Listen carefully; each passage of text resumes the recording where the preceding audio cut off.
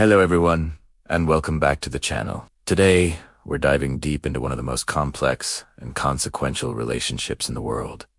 The one between Japan and China. These two Asian giants, separated by just a narrow sea, share a history that spans millennia. But today, their relationship is a paradox, a delicate dance of deep economic ties and simmering geopolitical tensions. It's a story of rivalry, reliance, and a constant struggle for influence in the Asia. So, how did we get here? And what does the future hold for these two powerful nations? Let's unpack the current state of Japan-China relations. At the heart of the recent friction are rising political and security tensions. The waters of the East China Sea have become a major flashpoint. The dispute over the Senkaku Islands, which China calls the Diaoyu Islands, is a constant source of diplomatic strain. Chinese Coast Guard vessels frequently enter the waters around these islands, which are administered by Japan. This has led to a significant increase in Japan's own Coast Guard and naval presence in the area, creating a tense,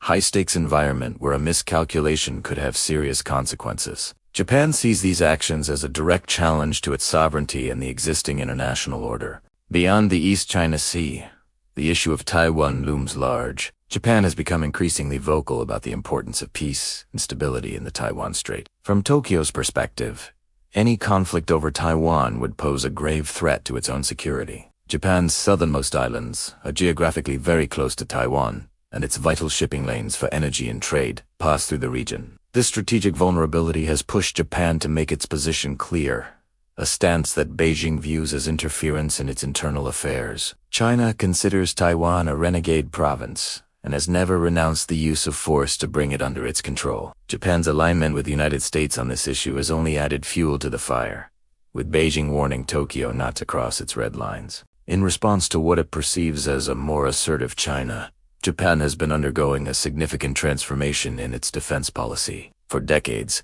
Japan maintained a strictly self-defense-oriented military posture, constrained by its post-World War II constitution. But that's changing. Japan has substantially increased its defense budget, aiming to acquire new capabilities, including long-range missiles that could potentially strike targets within China. This move is seen in Tokyo as a necessary deterrent, a way to make any potential aggressor think twice. Furthermore, Japan has been strengthening its security alliance with the United States, conducting more frequent and complex joint military exercises. This enhanced cooperation is designed to bolster regional deterrence. But from Beijing's perspective, it looks like an attempt to contain China's rise. China regularly accuses Japan of remilitarization and of acting as a pawn in America's strategy to encircle it, further deepening the cycle of mistrust. This security dilemma fuels a broader strategic rivalry for influence across the Asia. Both Japan and China are vying for regional leadership, each promoting its own vision for the future of Asia. China has its Belt and Road Initiative, a massive global infrastructure project aimed at expanding its economic and political footprint. Japan, on the other hand, has championed the concept of a free and open Indo-Pacific, a framework that emphasizes rule of law, freedom of navigation, and multilateral cooperation, often in partnership with countries like the United States, Australia, and India. This competition plays out in diplomatic forums, development aid, and the creation of regional security frameworks. Both nations are actively courting partners in Southeast Asia and beyond, leading to a complex geopolitical chess game where smaller nations often find themselves caught in the middle. The mutual distrust is palpable, with diplomatic protests and sharp rhetoric becoming commonplace. Each side views the other's actions through a lens of suspicion, making genuine strategic dialogue incredibly difficult. Now, here's the great paradox. Despite all this tension, the economies of Japan and China are incredibly intertwined. China is one of Japan's largest trading partners,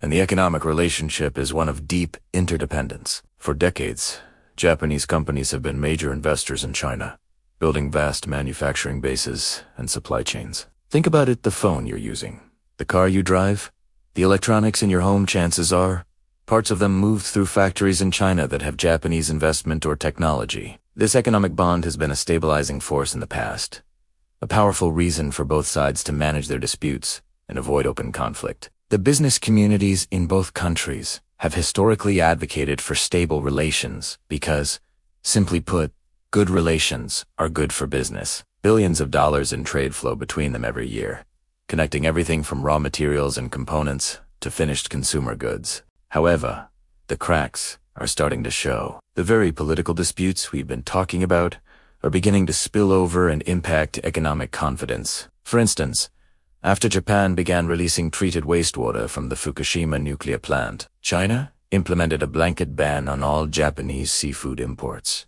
This move, which Japan argues is not based on science, hit Japanese fishing communities hard and became a symbol of how quickly political disagreements can inflict economic pain. This isn't just a one-off event. There's a growing sense among Japanese businesses that the political risks of operating in China are increasing. Concerns about sudden regulatory changes, intellectual property theft, and the broader geopolitical climate are making companies rethink their strategies. As a result, we're seeing a clear trend towards economic security and supply chain diversification, a concept often referred to as de-risking. The Japanese government is actively encouraging and subsidizing companies to move their production of critical goods either back to Japan or to other countries, particularly in Southeast Asia.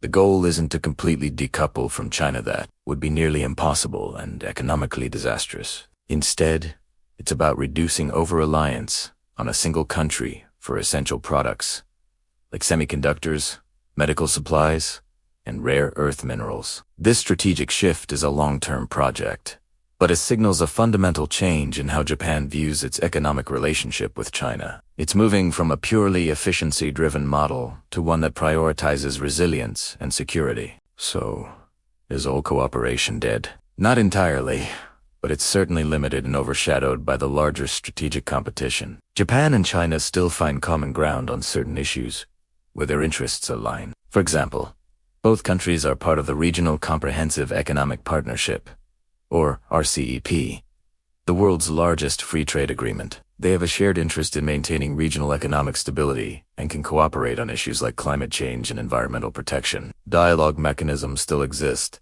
with leaders and diplomats holding meetings to manage tensions. However, these channels are often used to air grievances, rather than to build trust or find lasting solutions. The security concerns have become so dominant that they tend to suck all the oxygen out of the room, leaving little space for progress in other areas. Cooperation has become transactional and cautious, rather than collaborative and ambitious. Finally, this souring relationship has a real impact on the people of both nations. People-to-people relations, once seen as a bedrock for building understanding, have taken a significant hit. Before the pandemic, Chinese tourists were a common sight in Japan's cities and tourist spots, and cultural exchanges were flourishing. Today, tourism has been slow to recover, partly due to political tensions. Negative media portrayals in both countries have hardened public opinion. Polls consistently show that the Japanese public holds a highly unfavorable view of China, and similarly, Chinese public sentiment towards Japan has also become more negative. This erosion of goodwill at the grassroots level is dangerous,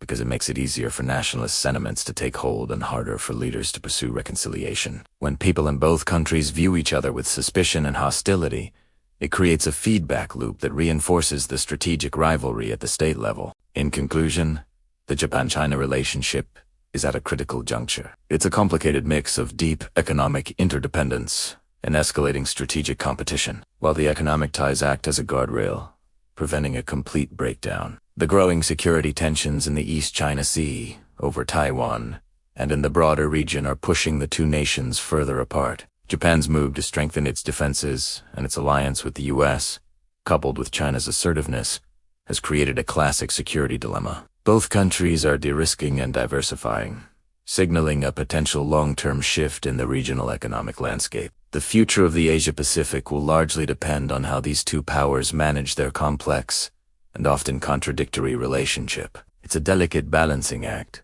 and the whole world is watching. What do you think is the most critical factor in this relationship? The economy, security, or national sentiment? Let me know your thoughts in the comments below. Thanks for watching, and if you found this video informative, please give it a like and subscribe for more deep dives into global affairs. See you next time.